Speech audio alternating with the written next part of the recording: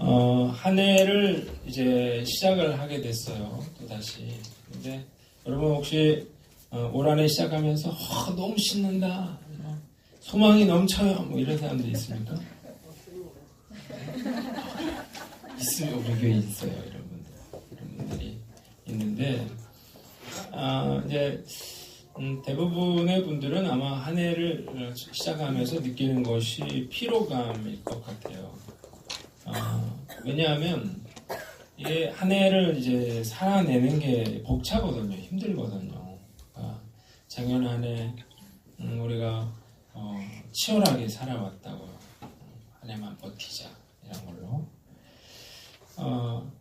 이 간신히 한 해를 버텼는데 또 이제 한 해를 시작하려니까 참 마음이 이제 힘든 것입니다.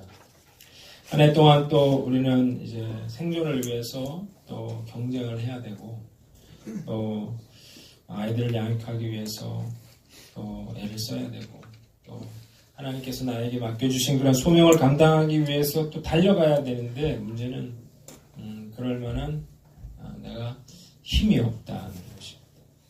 지쳐 있다는 거예요. 한 해를 우리가 달려나가야 되는데 피곤함이 앞서는 것입니다.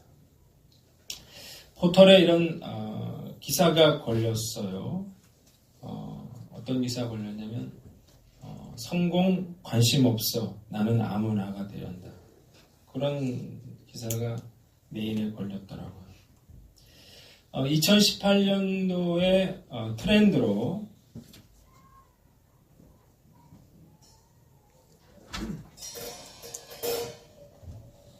노멀 크러쉬라는 그런 말이 나오고 있습니다.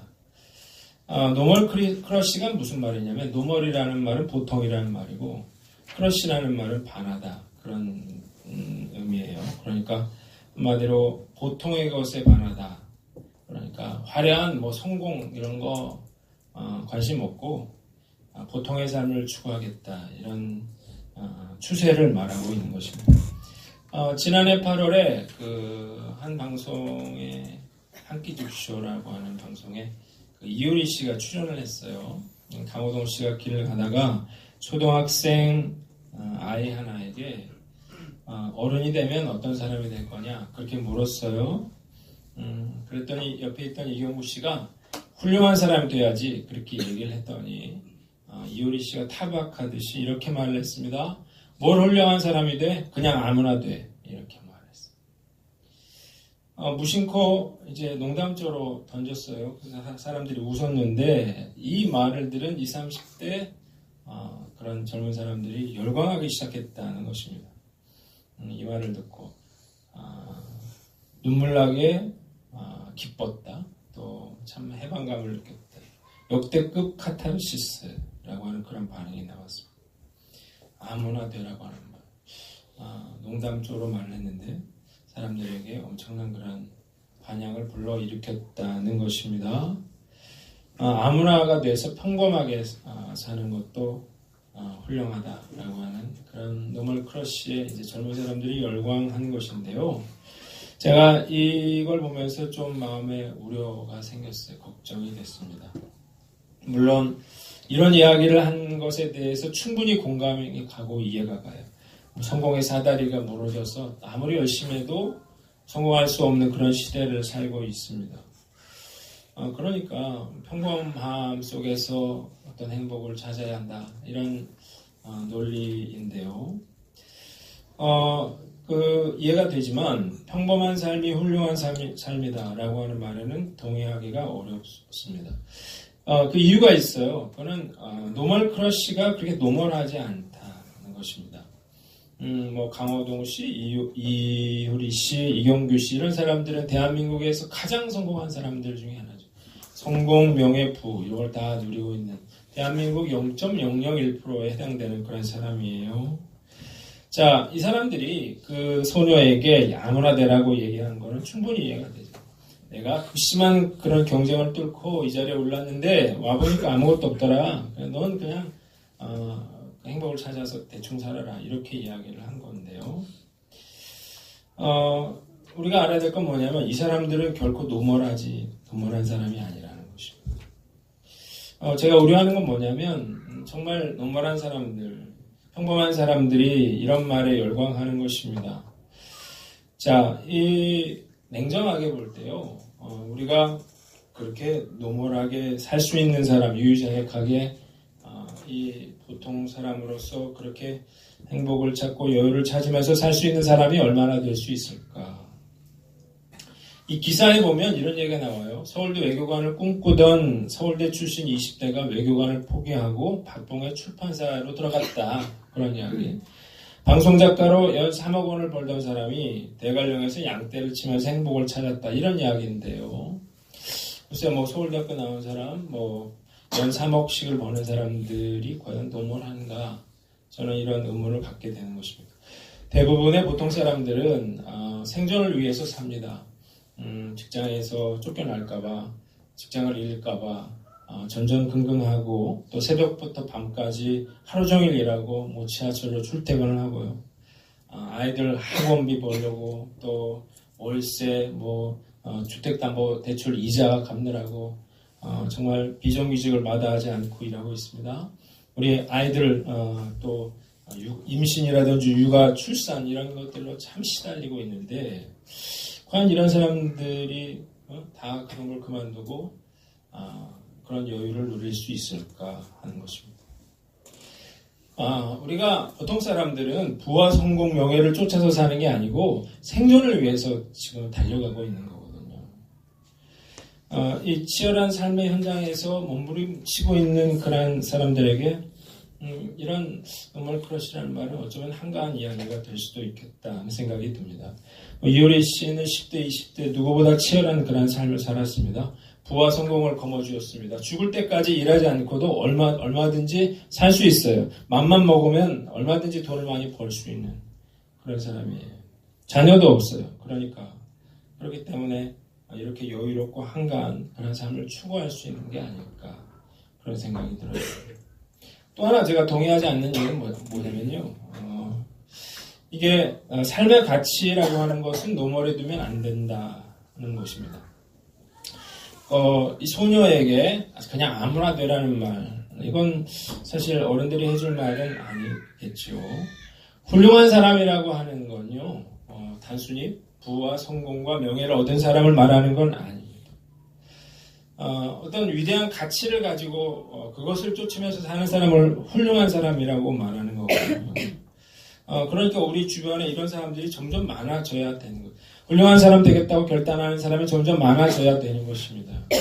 주변을 돌아보세요. 정말 지옥 같은 세상에서 그 고통받고 낙심하고 좌절하고 힘들어하는 사람들이 얼마나 많은가요? 이런 사람들의 손을 잡아주고 이런 사람들을 도와주고 섬겨주는 그런 사람들이 반드시 필요한 거예요. 저는 이런 사람들이야말로 정말 훌륭한 사람이라고 생각을 합니다.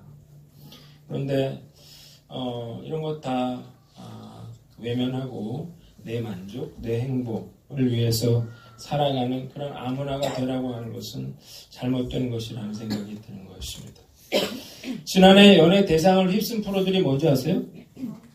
나 혼자 산다. 또 뭐예요? 미우새. 이런 거예요. 다 공통점이 있어요. 어떤 공통점이 있습니까? 혼자 사는 사람.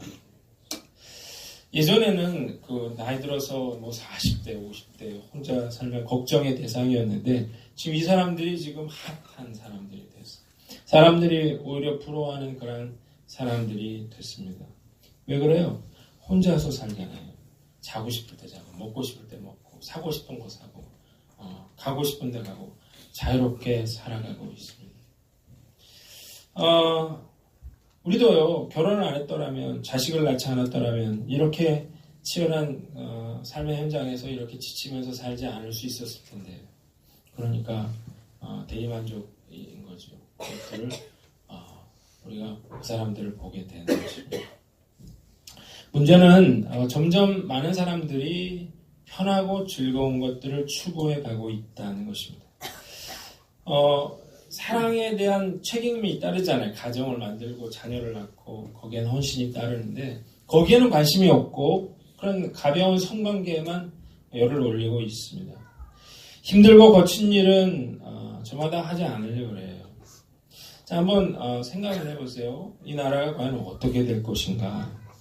여러분, 이 나라 아무것도 없는 잿더미 같은 이 나라에서 우리 선배들이 허리띠를 졸라매고 한번 잘 살아보겠다는 일념으로 정말 기를 쓰고 살아서 지금 이런 상황이 된 거거든요. 독재 밑에서 고통받으면서 민주화를 이뤄보겠다고 그렇게 애를 써서 이 나라가 지금 여기까지 온 건데, 자, 지금 이 나라가 이만큼 된 것은 정말 어려운 상황을 버텨내고 견뎌낸 사람들이 있었기 때문이에요. 자기는 먹고 쓰지 못해도 자녀를 위해 희생한 부모 세대의 그런 헌신이 있었다고요. 우리나라는 미국이 아니거든요. 자, 그런데 지금 그런 생각들이 자체가 점점 사라지고 있다는 것이고, 그런 것들이 당연할 뿐만 아니라 그런 것들을 선호하는 그런 우리 현실이 되어가고 있다는 것입니다. 문제는 뭐냐면 이런 상황이 우리의 신앙생활에도 똑같이 이어지고 있다는 것입니다. 예수님 믿는다고 하는 것은 사실 힘든 일이거든요. 자기를 부인하고 우리가 예수님을 따라가는 것은 눈물 없이는 살아갈 수 없는 일입니다. 당연한 거죠. 왜 그래요? 우리가 먹고 살기도 힘들어요. 치열하고 자식들 키우는 것도 참 힘든데 우리가 하나님의 나라와 의를 위해서 봉사하고 헌신하고 전도하고 이런 일들을 하는 게 쉽지 않겠죠. 자, 한가롭게 유유자적하면서 따라갈 수 있는 길이 아닙니다. 우리가 주님을 따라가기 위해서는 정말 자기를 부인하고 희생하는 그러한 희생 없이는 따라갈 수 없는 길입니다. 자, 그런데 세상이 지금 그렇게 흘러가고 있는 거거든요. 아무나 되라고 하는, 내가 나만 편하면 된다고 하는 의식, 다른 사람에 대해서 무관심해져 가고 있는, 내가 더 이상 뭔가를 위해서 희생하거나 헌신해야 될 이유를 찾지 못하는 그런 시대를 살아가고 있는데, 그러다 보니까 교회마다 책임감이라든지 소명이라든지 어떤 사명이라든지 이런 게 관심이 없고, 그냥 나 자신을 위해서 신앙생활을 하는 사람들이 점점 늘어나고 있습니다. 교회는 여러 가지 사역들을 해야 되는데 문제는 뭐예요? 그걸 사역을 하기 위해서는 누군가의 희생과 헌신이 필요한데요. 지금 교회를 간신히 버텨내고 있는 사람들은 그나마 지금 나이 든 사람들밖에 없는 것입니다. 과연 20년, 30년 뒤에 한국교회가 어떻게 될 것인가 하는 그런 고민을 저는 하게 됩니다. 아이들을 예수님 닮은 하나님의 인재로 키우겠다고 생각하고 전사님하고 저하고 선생님들하고 열심히 아이들을 섬겨왔는데 이 아이들도 이 세상 속에서 영향을 받으면서 살아가고 있습니다. 아이들도 귀찮은 걸 끔찍하게 싫어하고요. 피곤한 거 싫어하고 헌신하는 거 싫어하고 그런 아이들이에요. 주일날 예배 나오는 거 그 정도 간신히 다른 아이들보다 낫다 이렇게 생각이 들 만큼 참 걱정이 되는데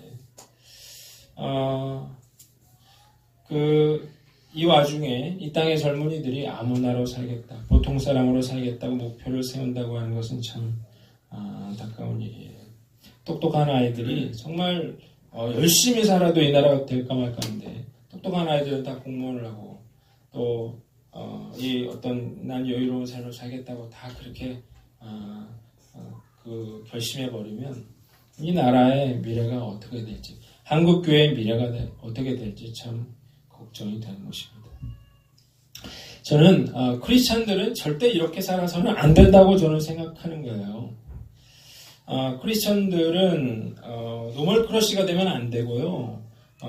크리스찬들은 예수님을 내가 닮아가겠다, 예수님을 따라가겠다고 결단을 하고 내가 정말 힘들고 피곤한 그런 삶 속에서도 내가 먹고 살기 힘들고 자녀 양육하기 힘들고 내 몸이 힘들고 경제적으로 어려워도 믿음의 길을 걸어가겠다고 결단하는 그런 사람들이 사실 필요한 거거든요.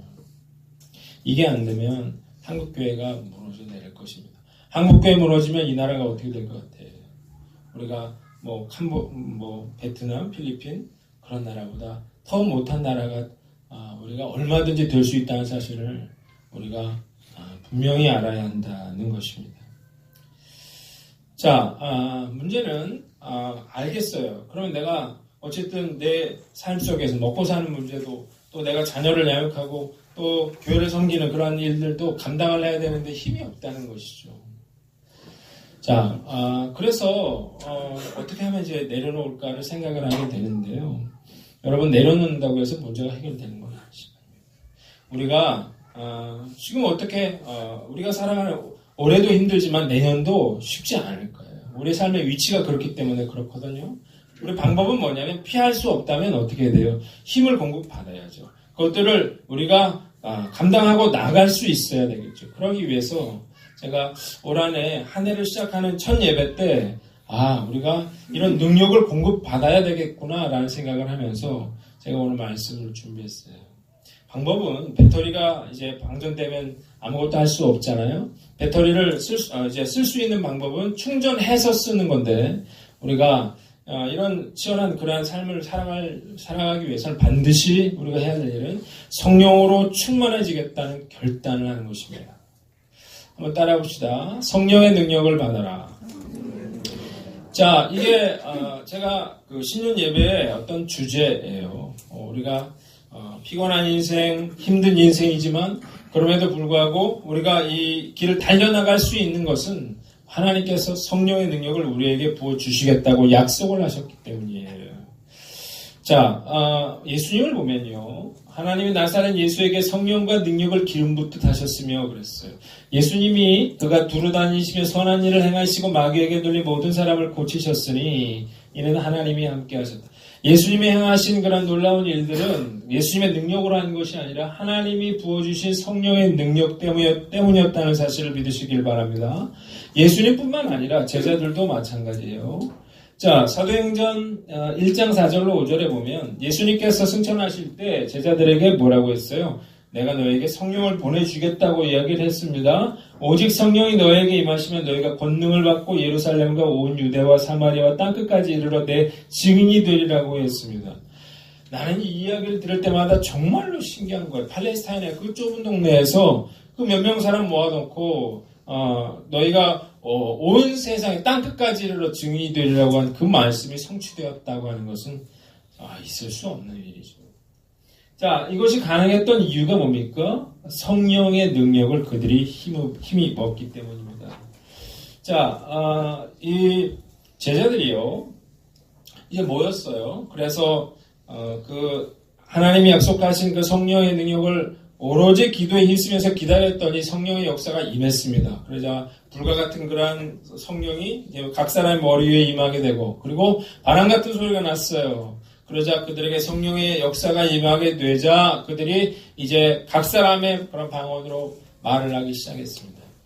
베드로가 성령 받게 되니까 사람들에게 나갔어요. 그리고 이제 말씀을 전했더니 그 말씀을 듣고 사람들이 우리가 어찌할꼬 그랬습니다. 그리고 그 사람들이 3,000명이 모여서 이제 신앙생활을 시작하게 되는 것입니다. 교회가 탄생됐어요. 자, 이 베드로와 요한이 성전 미문을 지나가는데 한 안진뱅이가 한 푼 줍시오 그랬어요. 그러자 이 베드로가 뭐라고 했어요? 은과 금은 내게 없지만 내가 예수의 이름으로 은과 금은 내게 없지만 내게 있는 곳으로 내게 주노니 너는 나사렛 예수 그리스도의 이름으로 일어나라고 하면서 손을 잡아서 일으켰죠. 자, 그랬더니 안진뱅이가 일어난 놀라운 역사가 일어났습니다. 안진뱅이가 뛰고 하나님을 찬양하는 것들을 사람들이 막 모여서 보기 시작했어요. 사람들이 일이 어찌된 일이냐 그랬더니 베드로가 뭐라고 했어요? 너희가 왜 이 일로 놀라워하느냐? 너희가 잡아 죽인 예수 그리스도께서 이 일을 행하신 것이라고 이야기를 했어요. 그러자 그 이야기를 들은 많은 사람들, 그중에 5,000명이 예수 믿고 구원받는 놀라운 역사가 일어나게 되었다는 것입니다. 스데반도 성령 받고 변화됐습니다. 사도 바울도 성령 받고 전혀 다른 인생을 살게 됐어요. 자, 중요한 건 뭔가요? 우리가 성령의 세례를 받는, 성령으로 충만한 능력을 공급받는 것입니다. 그래야만 우리가 그 믿음의 길을 걸어갈 수 있다는 사실을 믿으시길 바랍니다. 우리의 힘으로는 안 돼요. 예수님도 예수님의 능력으로 하는 것이 아니라 하나님이 성령을 물붓듯 부어주셨기 때문에 그런 놀라운 역사를 일으키신 것입니다. 그리고 이 역사는 지금까지도 이어져 내려오고 있는 거예요. 수요일날 제가 이 이호진 소장님이라는 분의 간증에 대해서 제가 소개를 했습니다. 이분이 그 예인 건축 예인 건축 설계? 아니에요. 어쨌든 사무소인지 연구소, 예인 건축 연구소의 소장인데요. 이분이 태어난 지 18개월 만에 아기 때 연탄 아궁에 있는 주전자 위에 떨어지게 됩니다. 그래서 얼굴과 팔에 이제 3도 화상을 입었는데 여기 보니까 팔하고 얼굴에 이제 흉터 자국이 있는데요. 병원에서 죽을 거라 그랬는데 살아났습니다. 그런데 이제 얼굴이 이러니까 이제 초등학교 아이들이 이제 놀리기 시작했어요. 그래서 이제 죽고 싶다는 생각을 많이 했습니다. 근데 중학교 때 선생님 한 분이 이제 무료로 화상 수술을 받을 수 있는 그런 걸 알려줬어요. 그래서 수술을 받았는데 수술을 받고 오히려 상처가 악화되는 상처 자국이 남는 그런 어려움을 겪게 됩니다.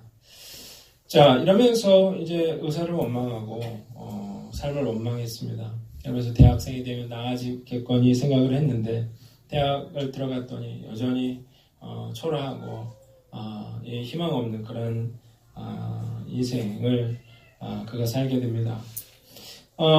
자살하려고 이제 시도를 하게 되는데 수면제를 모았어요. 배가를 모아가지고 이제 그 약을 먹고 자살을 이제 시도를 했습니다. 그런데 그 누구에게 밝혀져가지고 이제 병원에서 위세척을 하고 이제 살아나게 됐는데 병원에 온 엄마가 이렇게 얘기를 했어. 효준아, 내가 죽으면 엄마도 죽는다. 이야기를 듣고 자기의 생명과 엄마의 생명이 연결되어 있다는 사실을 깨닫게 됐습니다. 그래서 내가 정말 불쌍한 엄마를 위해서 살아야겠다고 생각했어요. 그리고 공부를 엄마를 위해서 열심히 했습니다. 대학을 졸업했는데 30군 넘는 곳에 이제 면접을 봤는데 아무데도 받아주는 데가 없었습니다. 그래서 어쩔 수 없이 이제 대학원을 진학을 하게 됐는데 대학원 때도 열심히 공부를 했어요. 졸업을 했는데 정말 기적적으로 한 곳에 취업이 됐습니다. 부모님이 너무 기뻐하셨는데 엄청난 사고가 났어요. 자기 엄마가 트럭에 쳐서 죽고 맙니다. 엄마가 자기의 삶의 어떤 삶의 이유였는데 엄마마저 죽자 살아갈 그런 이유와 목적을 잃어버리고 그리고 또다시 자살을 생각하게 됩니다. 그 나이가 이제 28살이었어요. 그런데 이때부터 하나님이 이제 인생에 개입하시게 되는데 조카가 당신은 하나님의 사랑받는 사람 이런 노래를 부르는 걸 보면서 하나님도 나를 사랑하실까 생각을 했어요. 그런데 그 다음날 그 자기 어머니가 다녔던 교회에 사모님이 찾아왔어요. 그러면서 자기 어머니 이야기를 하기를 이제 순모임을 할 적에 그 어머님의 기도 제목이 바로 이 효진 자매가 교회 다니는 것이었다는 것입니다. 엄마가 계속 교회 다니라고 얘기를 했지만 교회 다니기 싫었어요. 그래서 교회를 안 다녔는데 그 사모님이 하시는 그 말씀이 유언처럼 들렸어요. 그래서 내가 교회에 출석해야겠다고 생각을 했습니다. 교회 갔는데 목사님 설교를 듣게 됐습니다. 목사님 설교 중에 여러분 사랑하는 사람을 잃은 사람이 있습니까? 그 사람이 여러분들에게 미랄이 될 수도 있습니다. 이렇게 얘기를 했는데 이 말씀이 꼭 자기에게 주시는 말씀 같았어요. 그래서 엄마의 죽음이 헛되지 않아야 한다고 생각했습니다. 그래서 신앙생활을 열심히 하기 시작했어요. 제가 다 이야기를 할 수는 없지만 나중에 한번 여러분 인터넷으로 이분의 간증을 들어보십시오. 이분이 하나님이 그런 꿈을 줬어요. 그래서 직원 10명 또 매출액 10억이 되는 그런 회사를 차리는 게 꿈이었는데 하나님께서 그걸 들어주셨습니다. 그리고 이제 회사를 이제 이전을 하게 되는데 2배가 넘는 그런 곳을 얻었어요. 하나님이 또 채워주셨어요. 그래서 이분이 하나님의 도우심으로 지금 사업을 감당하고 있습니다. 자, 문제는 어느 정도 사업에 이제 성공을 하게 되는데 마음이 너무 공허하더라는 거예요. 그래서 송구 영신 예배를 드리러 갔는데 목사님이 너희는 먼저 그의 나라와 의를 구하라고 설교 말씀을 했습니다. 그러면서 깨달은 게 뭐냐면, 내가 하나님의 임재를 구하지 않고 하나님의 손에서 받을 축복만을 구했구나라는 사실을 깨닫게 됐습니다. 그래서 40일을 결심을 했어요. 40일 동안 저녁 금식을 하고 40일 동안 모든 예배, 새벽 예배, 수예배, 주일 예배까지 다 참석하기로 이분이 결심을 했습니다. 자, 40일 동안 그렇게 작정해서 기도를 했는데 마지막에 집회에서 이분이 나가서 이제 기도를 받고 성령 세례를 받게 됩니다. 그 자리에 쓰러져서 통곡을 하면서 이제 회개하는 역사가 일어나게 되는데 그때부터 성령님의 음성이 들리기 시작했대요. 효진아, 내가 너를 사랑한다. 효진아, 두려워하지 말라, 담대하라. 내가 세상 끝날까지 함께 하겠다. 다음날 출근하려는데 이 새가 지저귀고 나무들이 손을 흔드는 것처럼 그렇게 보이더래요. 그러면서 하나님이 오늘도 나에게 말씀하실까? 이제 하나님의 음성에 귀를 기울였더니 감사와 기쁨과 평강이 그 마음에 넘쳐나기 시작했습니다. 늘 원망을 했는데 하나님, 오른손을 남게 해주셔서 감사합니다. 하나님, 내가 화상을 입었지만 눈을 지켜주셔서 감사합니다. 하나님, 보잘것없는 저라도 마음껏 사용해 주세요. 이런 고백이 나왔어요. 생명을 주님께 드리겠다는 고백이 나왔습니다. 성령님이 특히 이런 얘기를 많이 해줬대요. 너는 어여쁘다. 이런 이야기를 하시면서 너는 이 땅의 아름다움의 기준에는 맞지 않지만 하늘나라에서는 아름다운 사람이다. 이러면서 미스 에본이라고 하는 별명도 지어줬대요. 하늘나라 홍보대사가 되라고 했대요. 내 약함을 자랑하라고 했대요. 그러면서 내가 약할 때 강함된 하나님을 증거하라고 했습니다.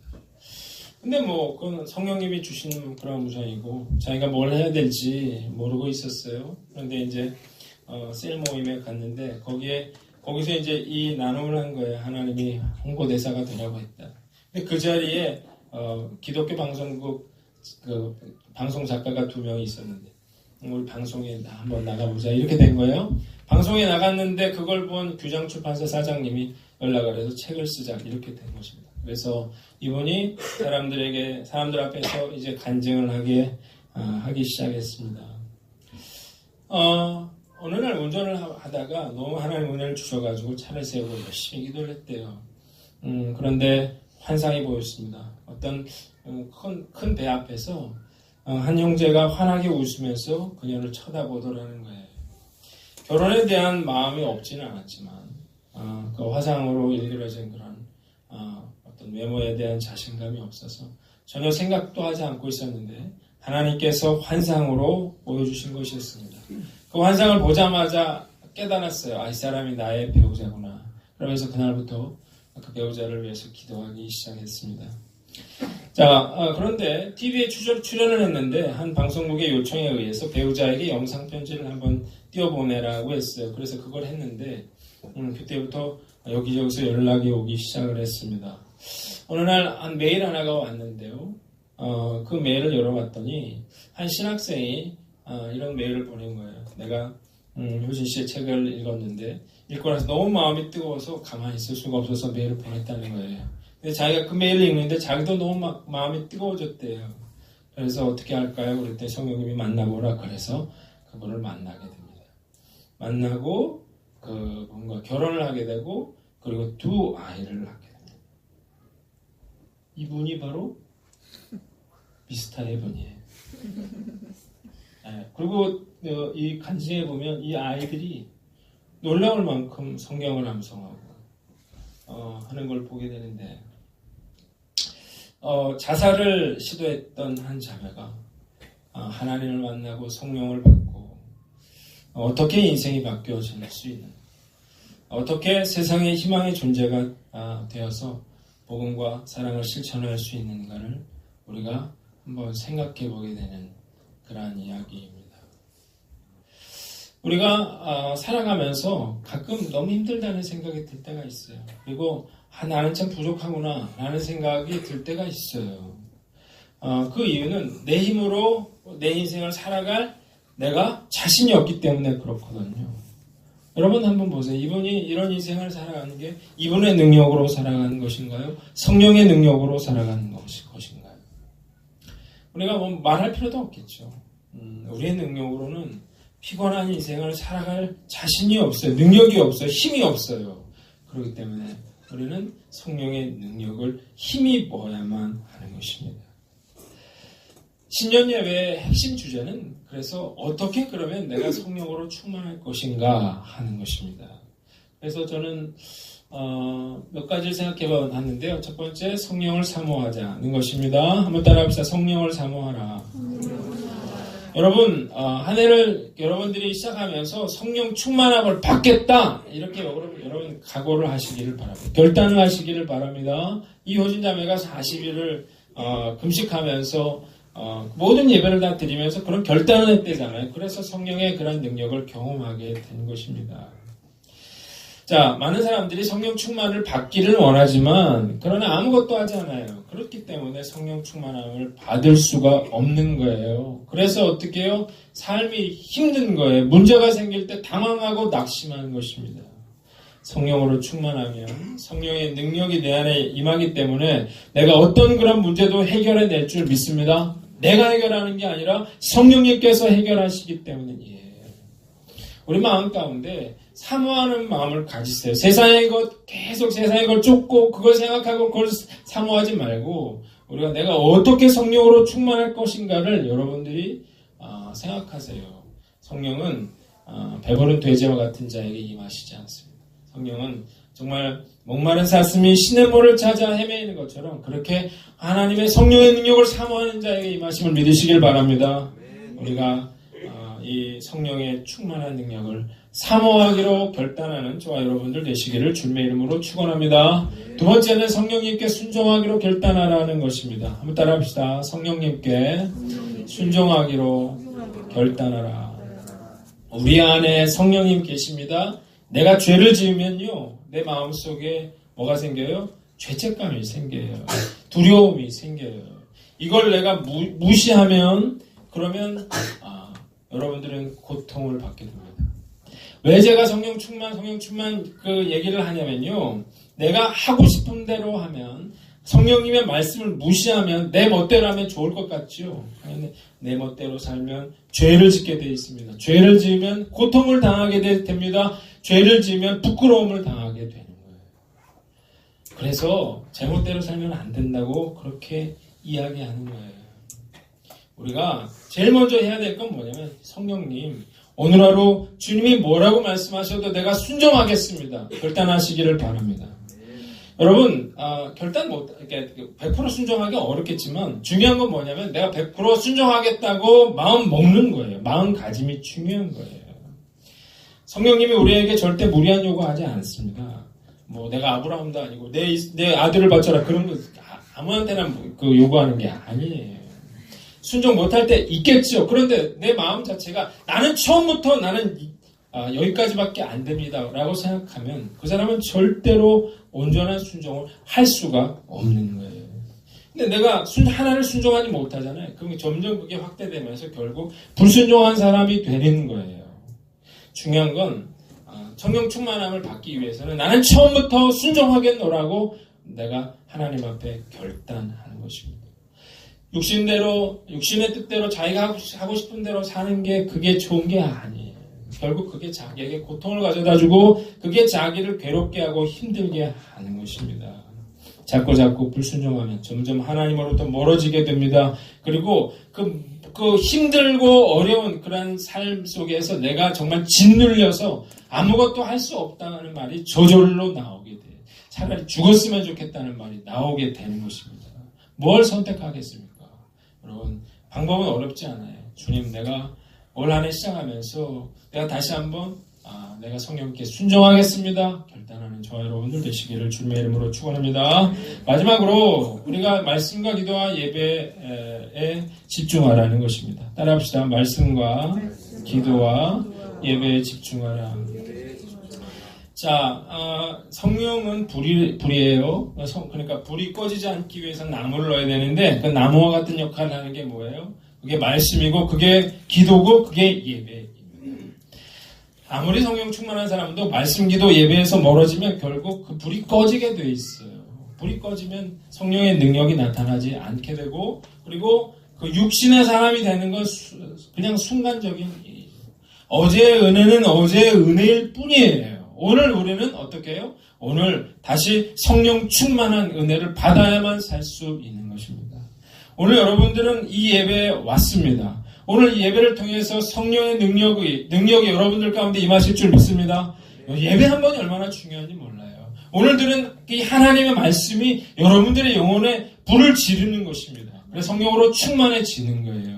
우리가 오늘 다시 한번 그 꺼진 불씨가 지금 살아나는 거거든요. 그걸 여러분들이 꺼트리시면 안 되고 내가 그거를 자꾸 나무를 넣듯이 말씀과 기도와 예배를 여러분들이 결단해서 여러분들이 믿음으로 살기로 여러분들이 마음 먹어야 되는 거예요. 그래야만 정말 힘들고 어려운 그런 올 한 해를 우리가 믿음으로 살아갈 수 있지, 이게 안 되면 결국 지쳐가지고 아무것도 할 수 없게 되는 것입니다. 자, 오늘 말씀 마치겠습니다. 2018년 또 한 해가 왔어. 여러분, 이 감사할 일이에요. 하나님께서 이 2018년 아무에게나 허락하신 게 아니에요. 2018년을 왜 줬습니까? 다시 한번 해보라는 거예요. 다시 한번 믿음으로 살아가라는 것입니다. 우리가 올 한 해 시작하면서 주님, 내가 힘들고 내가 지치고 내 마음이 다운된 이유가 무엇인지를 우리가 그 원인을 분명히 파악하고 내 힘으로 안 된다는 사실을 알고 성령의 충만한 능력으로 우리가 올 한 해 힘차게 나아가는 저와 여러분들 되시기를 주님의 이름으로 축원합니다. 자, 우리 같이 찬양하겠습니다.